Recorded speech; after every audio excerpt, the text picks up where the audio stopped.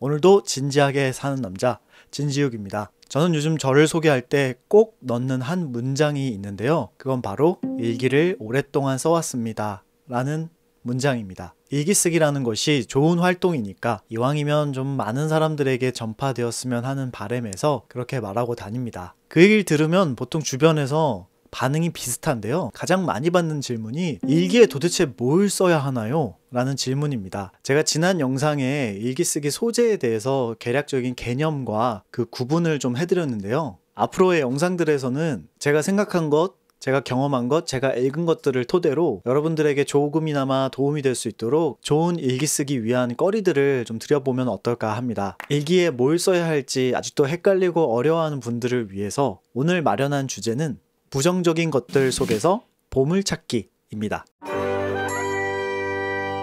바쁘신 분들을 위해서 오늘 영상의 결론부터 말씀을 드릴게요. 우리 삶에는 긍정적인 측면과 부정적인 측면이 동시에 일어나고 나라는 존재를 파악하기 위해서 흔히 우리는 긍정적 피드백을 주로 살펴보는데요. 사실 우리 일상에 더 많이 일어나는 일은 부정적인 사건들을 통해서 접하게 되는 부정적 피드백들을 일기에 잘 정리해보고 질문을 던지면서 나를 파악하는 것이 오히려 더 도움이 될 수도 있다라는 것입니다. 그래서 제가 드릴 질문을 여러분 일기에 한번 써보시고 스스로 그 질문에 대한 답을 써보시는 거예요. 주의사항은 자신이 정한 시간이 5분이든 30분이든 1시간이든 그 정한 시간 동안은 잠깐 생각할 때를 제외하고는 손을 쉬지 않고 계속 쓰는 겁니다. 쓰다가 모르겠다 라는 생각이 들면 그냥 모르겠다라는 문장을 반복해서 쓰셔도 됩니다. 그렇게 해야 내 생각의 근육을 키울 수 있고 그리고 그 생각이 결국 꼬리에 꼬리를 물고 진짜 내 안에 숨겨졌던 나도 몰랐던 나에 대한 진실들을 문장으로 꺼낼 수 있기 때문이에요. 일기 주제에 대한 질문은 다음과 같습니다. 내가 원했고 노력까지 했지만 얻지 못한 것은 무엇인가? 아직까지 나에게 일어나지 않은 일들은 무엇인가? 만약에 신이 있고 나에게 일어났던 부정적인 일들이 종합적이고 장기적인 관점에서 봤을 때 그 존재가 나를 어디론가 가게 만든 것이라면 그 방향은 과연 어디일까? 최근 혹은 과거에 일어났던 부정적인 사건들을 통해 나에 대해서 알게 된 진실은 무엇인가? 입니다.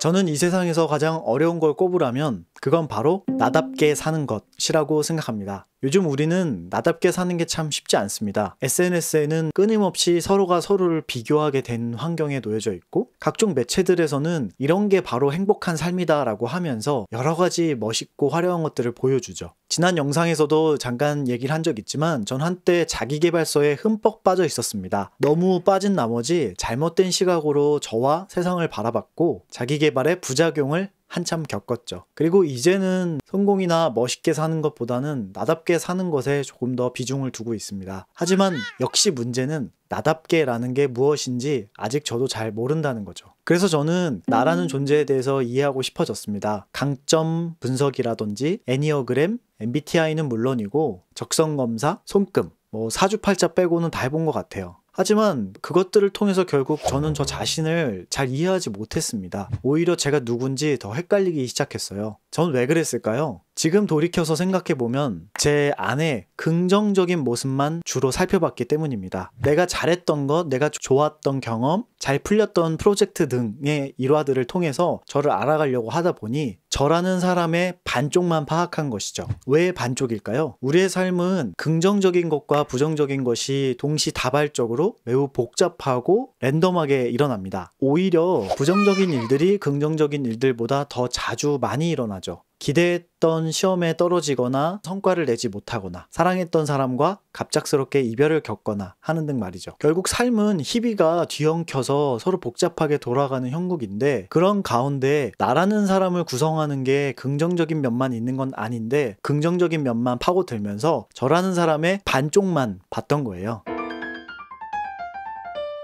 이런 저의 생각을 깨닫게 해준 것이 바로 이 책을 읽으면서 깨닫게 되었는데요. 이 책은 삶이 내게 말을 걸어올 때이라는 제목이고요. 미국의 교육학자이자 사회운동가인 파커 제이 파머라는 사람이 지은 책입니다. 삶의 방향성에 대해서 깨달은 바를 에세이 형식으로 풀어낸 책이고요. 책에서 작가가 중점적으로 주장하는 내용은 현대 자본주의의 사고방식이 오히려 진정한 나를 찾아가는데 방해 요소가 되는 걸림돌이 된다라는 겁니다.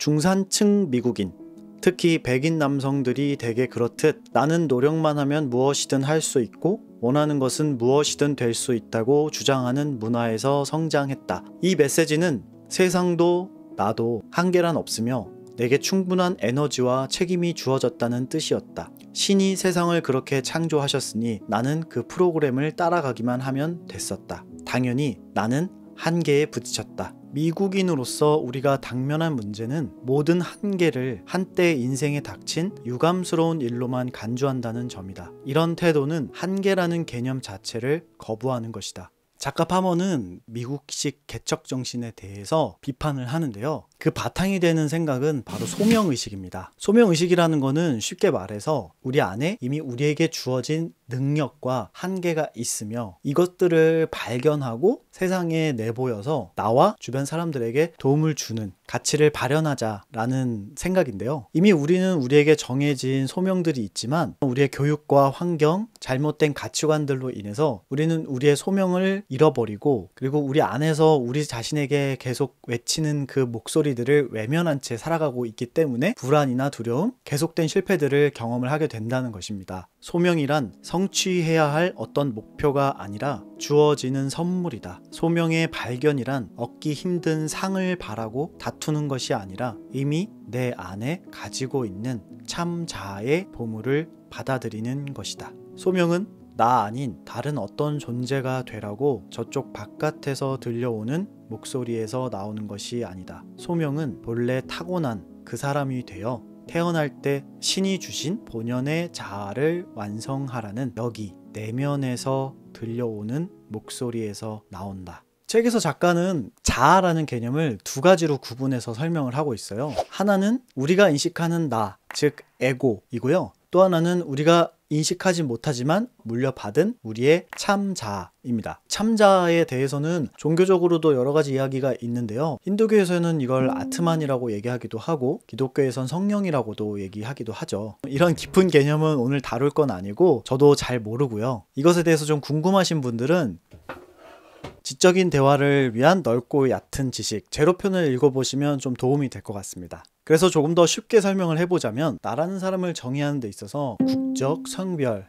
나이, 직업, 재산, 취향, 사회적 지위 등과 같은 요소들은 결국 우리가 만들어낸 주관적 개념일 뿐이고 이 참자아라는 것은 우리가 태어나면서 우리 안에 내재된 애초에 부여받은 존재의 본질 같은 거라는 거죠. 이 책의 저자는 우리 각자 이렇게 부여받은 자기만의 소명이 있고 그 소명은 참자아를 통해서 발현이 되는데 이 참자아를 찾아가는 과정이 결국 나를 찾는 과정이다 라는 것이고 나를 찾기 위해서 보통 긍정적인 면들만 다루는 것이 아닌 부정적인 면들, 내 삶에 우울하거나 부정적인 사건들을 내가 어떻게 해석하고 그걸 통해서 무엇을 발견하는가에 따라서 조금 더 내 진짜 자아가 말하는 목소리를 들을 수 있게 된다라는 것입니다. 작가는 내 삶에 일어나는 부정적인 피드백을 문이 닫힌다라는 표현을 쓰는데요. 보통 우리는 문들을 열기 위해서 노력하고 문이 닫히면 그 좌절감과 상실감 때문에 아무것도 못하고 패닉에 빠지거나 무기력에 빠지기도 합니다. 그런데 만약에 이 소명의식의 관점에서 이걸 바라보면 우리에게 일어나는 부정적인 일들은 부정적인 것을 떠나서 무언가 어떤 방향성으로 안내하는 가이드가 될 수도 있다는 거죠. 신은 단지 우리가 창조된 본성, 즉 우리의 능력과 한계를 그대로 존중하기를 요구한다. 우리가 그렇지 않은 삶을 살려 할 때 현실의 힘이 우리를 통해 모습을 드러낸다. 그것은 신이 우리를 인도하는 순간이기도 하다. 바로 우리 등 뒤에서 길이 닫히는 것이다. 내 인생에 일어나지 않은 일과 일어날 수 없는 일들이 일어날 수 있는 일과 일어난 일보다 더 많은 것을 알려주는 길잡이가 될 수도 있는 것이다. 그렇다면 우리는 구체적으로 어떻게 하면 좋을까요? 우리 내면의 삶을 탐험해야 한다. 그런 도움들에는 어떤 것이 있을까? 먼저 내면 활동의 가치를 끌어올려야 한다. 그리고 그러한 활동에는 일기 쓰기, 책 읽기, 명상과 기도처럼 계속해서 발전시켜 나갈 수 있는 기술이 필요하다는 것을 알아야 한다. 네, 여기서도 바로 일기 쓰기가 나왔습니다. 안타깝게도 이 책에서는 구체적인 실천 지침이나 방법들은 나와 있지 않습니다. 하지만 일기 쓰기라는 힌트를 제가 얻었으니까 이런 걸 가지고 좀 응용을 해볼 수 있겠죠? 자, 그래서 여러분이 지금부터 하실 일은 일기장을 펼치시는 겁니다. 이 책에서 말한 대로 실패를 단지 실패로만 보는 것이 아니라 나를 이해하는 중요한 단서이자 신이 나에게 주는 윙크라고 생각을 해본다면 그걸 통해서 엄청난 발견을 하게 될 수도 있습니다. 떠오르는 것들이 있다면 바로 써보셔도 좋고요. 아직 무언가가 좀 떠오르지 않는다라는 생각이 드시는 분들은 제가 나눠드리는 질문에 대답을 해보시면 됩니다. 다시 한번 말씀드리지만 중요한 것은 생각할 때를 제외하고는 손을 멈추지 않고 계속 움직인다는 것입니다. 모르면 모른다고 쓰고 이 짓거리를 왜 하고 있지? 라는 생각이 들면 이 짓거리를 왜 하고 있지? 라는 문장을 계속 쓰면 됩니다. 그러다 갑자기 탁 떠오르는 한 줄이 정말 귀한 보물이 될 겁니다. 첫 번째 질문은요. 내가 원했고 노력까지 했지만 내 인생에서 일어나지 않았던 일들은 무엇인가? 아직까지 나한테 한 번도 일어나지 않았던 것들은 무엇인가? 만약 신이라는 존재가 있고 종합적이고 장기적인 관점에서 바라봤을 때 그 존재가 나를 어떤 방향으로 끌고 가는 것이라면 나에게 일어났던 부정적인 피드백들은 과연 어떤 의미일까? 최근 혹은 과거에 일어났던 부정적인 일들을 통해서 나에 대해 알게 된 진실은 무엇인가?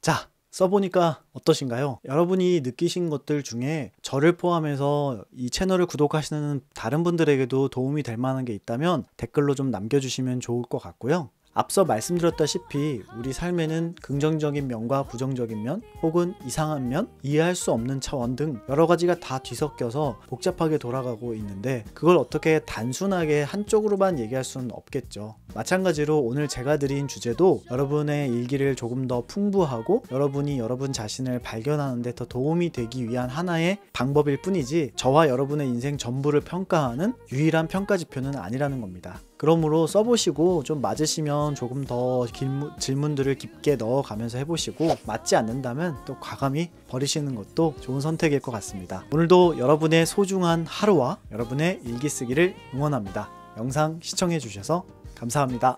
길이 닫힐 때면 불가능을 인정하고 그 경험이 주는 가르침을 발견해야 한다. 길이 열릴 때면 그 가능성을 인정하고 우리 인생의 가능성에 화답해야 한다.